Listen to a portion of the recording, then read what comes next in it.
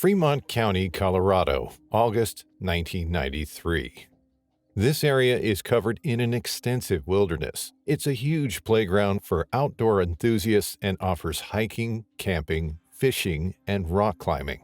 Deciduous forests, open ravines, and mountain parks provide habitat for an abundance of wildlife. Mountain lions, elk, beavers, golden eagles, and, of course, black bears live within this impressive landscape.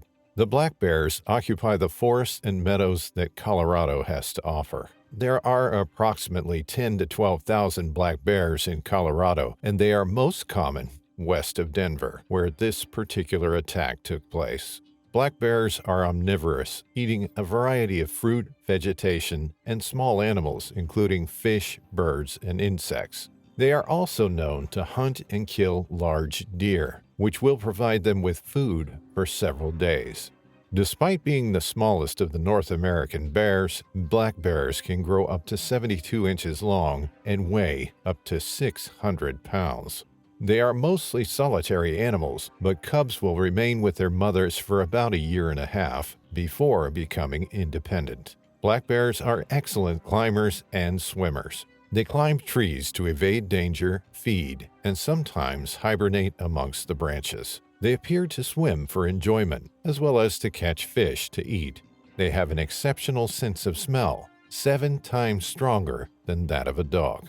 In Colorado, bear attacks are incredibly rare. Although there are numerous bear sightings each year, local residents and visitors rarely come to any harm. Since the 1970s, there have only been a handful of fatal attacks in Colorado. Colin Mcclelland was a 24-year-old logger who lived in Buena Vista. He traveled less than 2 hours in his camping trailer to his timber cutting camp on Wall Mountain. This is a heavily forested and mountainous region. He parked up, set up his trailer, and set out each day to fell trees. He knew the area well and had spent years doing a job he loved. He enjoyed being outdoors amongst nature. Calling the forest his office and getting to camp there each night was the dream life for him. In August 1993, Colorado had suffered a drought. As a result, this had destroyed berry and acorn crops throughout the state, depriving bears of one of their important food sources. There had been a lot of bear sightings in the area that Colin was working in. Colin cooked on his stove inside the trailer. He sealed his garbage each night away from the vehicle and ensured the windows and door were closed whilst he slept. Occasionally at night he would hear what he thought to be bears lurking around his trailer. They sniffed at the sealed trash and paced along the side of the vehicle.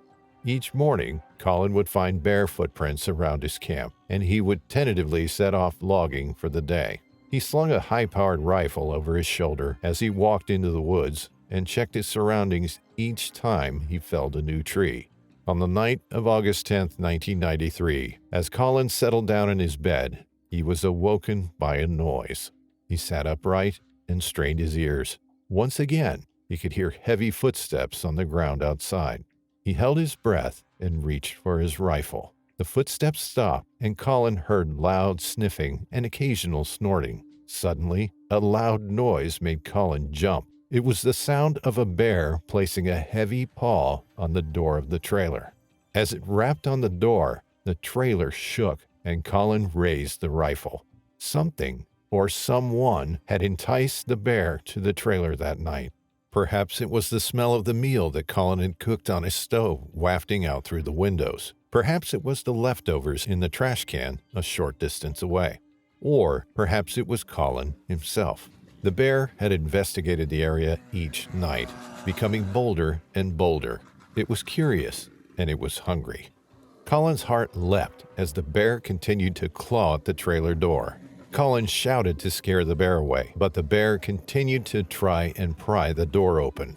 Panicked, Colin shot through the trailer walls at the bear. He heard an angry growl. He had nicked the bear. But the bear didn't run. Instead, its attack became frenzied.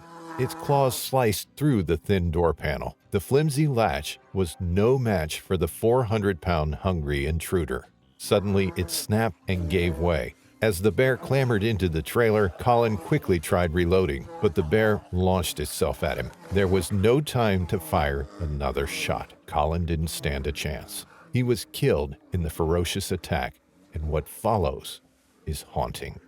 Forensic investigators found evidence that the bear came back to feast on Colin's body at least 3 times. They know that Colin was killed inside the trailer after desperately trying to shoot the bear, and his body was initially left there. Each night, the bear revisited the trailer, clambered inside, and continued to eat its meal. Colin's friends became worried about him when he failed to show up for a court hearing 3 days later. They headed to Wall Mountain and were devastated by what they found. The remains of Colin's body had been dragged from the trailer and were found 30 yards away. Following this horrific incident, wildlife officers set a bear trap near the scene of the crime. It wasn't long before they caught a large male black bear. It was confident as it walked into the trap. It was also sporting a fresh gunshot wound to one of its legs. Officers were sure this was the bear that killed Colin. They were sure this was the bear that Colin had desperately tried to kill in his last moments. They shot and killed the bear. Bears rarely attack humans unless it's a survival situation. A wounded bear is incredibly dangerous. If it doesn't turn and flee, it'll become aggravated and enraged. There had been a number of bears in the area where Colin was killed. He had reported nuisance bears to officials in the past. That year, a bear had done a lot of damage to nearby cabins. Nuisance bears are ear tagged to help officials keep a record of their movements and activities. They can be euthanized if they cause a lot of trouble. But as people continue to enjoy the outdoors, there will always be encounters with bears. Colin was aware of the safety precautions to take in bear country. He always carried a high-powered rifle with him. He knew to lock up any trash and keep his windows and doors sealed shut. His ultimate mistake was firing at the bear and merely injuring it. This seemed to only enrage the bear and encourage it to follow through with the attack. But when you're holding a rifle and a hungry 400-pound bear is clawing at the door to get in, what are you going to do? This attack was devastating. It's sad that a young man lost his life simply whilst doing his job. But as we continue to work and play in bear country, the likelihood of coming into close contact with these wild animals becomes more and more likely. Respecting these bears and knowing how to enjoy the wilderness safely is important to avoid conflict. Bears shouldn't be the ones to suffer from our carelessness.